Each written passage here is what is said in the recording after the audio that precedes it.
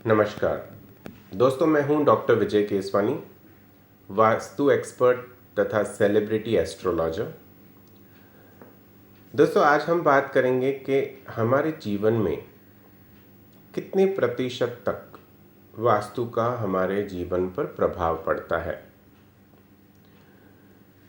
इसे हम समझने के लिए थोड़ा वैज्ञानिक ढंग में जाना ज़रूरी होगा। दोस्तों, ये देखिए कि जो भी ग्रह हमसे लाखों करोड़ों किलोमीटर्स दूर हैं, उनकी गुरुत्वाकर्षण शक्ति द ग्रेविटेशनल पुल हमारे ऊपर बहुत ज़्यादा प्रभाव करती है।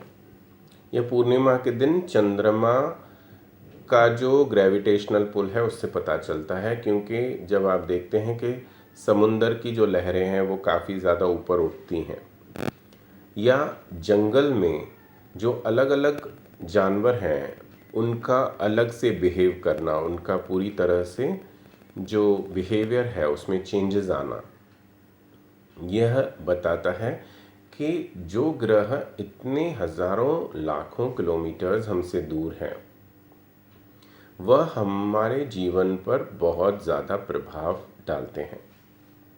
उसी तरह से धरती एक ग्रह है जिस पर हम अपने जीवन के सभी कार्य करते हैं। तो वास्तु का तो हमारे जीवन पे और भी ज़्यादा गहरा प्रभाव पड़ेगा, क्योंकि हम उसी प्लैनेट पर, उसी ग्रह पर कार्य कर रहे हैं।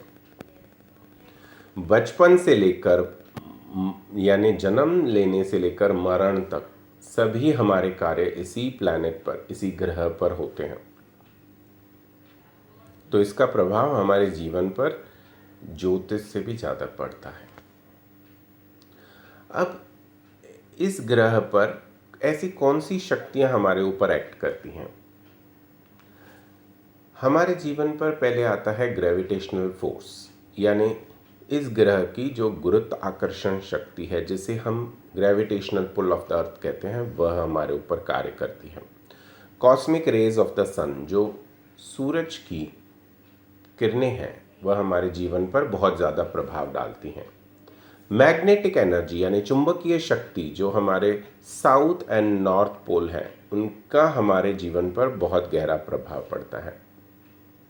उसके बाद सेंट्रीफ्यूगल फोर्स, जो हर ग्रह में थोड़ा सा ऐसा अपोजिशन फोर्स भी रहता है जो चीज़ों को अपने से दूर करता है। अब इस तरह के ग्रह प्लस हमारा जो आसपास का माहौल है वह हमारे जीवन पर बहुत ज़्यादा गहरा प्रभाव डालता है। तो उसी तरह से जो भी हम कार्य करते हैं, हमारे पूरे जीवन का 100% हमारे ऊपर असर पड़ता है। उसमें से अगर हम इसे 3 भाग में कर लें तो 33.3% यानी 33.33% हमारे ऊपर अलग अलग चीज़ों का प्रभाव होता है। 33.3% है आपका कर्म, आपका मेहनत, आपकी हार्डवर्क, आपका जो भी कंसंट्रेशन पावर है, आपका खुद का दिमाग जो चलाकर आप कुछ भी कार्य करते हैं, जो भी अरेंजमेंट्स करते हैं, जो भी मेहनत करते हैं, वह सब कर्म में आएगा। इसमें आपका दान पुण्य पूजा पाठ सभी तरह की चीज़ों को कंसिडर किया जाता है। उसके बाद 33% होगा आपका एस्ट्रोलॉजी, जो आपका प्रारब्ध है, जो भाग्य है। ऑलरेडी आपके लग्न चार्ट में दिखाई देता है कि कौन कौन से ग्रह कैसे पड़े हुए हैं, किस तरह से आपका जीवन रहेगा, कितने बच्चे होंगे, कैसी आपका स्वास्थ्य रहेगा, कैसे आपका लोगों के साथ बिहेवियर रहेगा, आपके जीवन में आप कितने उतार चढ़ाव आएंगे, उसके बाद आप कितनी तरक्की करोगे, यह सब आपके ग्रहों से आपका पता चल सकता है। उसी तरह से जिस धरती पर हम रह रहे हैं, कार्य कर रहे हैं, वह वास्तु कितना अच्छा हमने किया है उसका भी हमारे जीवन पर उतना ही गहरा प्रभाव पड़ता है। तो दोस्तों, आज हम जानेंगे कि ऐसे कौन से दोष हैं जिनके कारण आपके बिजनेस में आपकी पार्टनरशिप खराब होने के चांसेस बनते हैं। मान लीजिए कि आपके ऑफिस का मुख्य द्वार दक्षिण पश्चिम दिशा में है, साउथ वेस्ट डायरेक्शन में है, तो आपके जो बिजनेस पार्टनर्स हैं उनके साथ आपका कंटिन्यूस मिसअंडरस्टैंडिंग होने के वजह से पार्टनरशिप में प्रॉब्लम्स आ सकती हैं।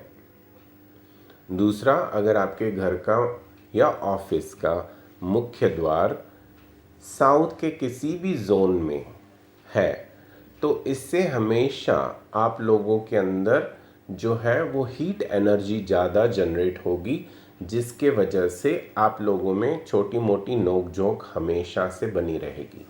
तो ऐसे में आपको क्या करना चाहिए? आपको मिल बैठकर सभी चीज़ें सुलझा लेनी चाहिए। अक्रॉस द टेबल बैठिए, बात कीजिए और जो भी छोटी छोटी मनमुटाव हैं वो बड़े प्रॉब्लम में ना कन्वर्ट हो, इसके लिए आपको छोटी छोटी जब प्रॉब्लम्स आ रही हैं उसी वक्त इसे सुलझा लेना चाहिए।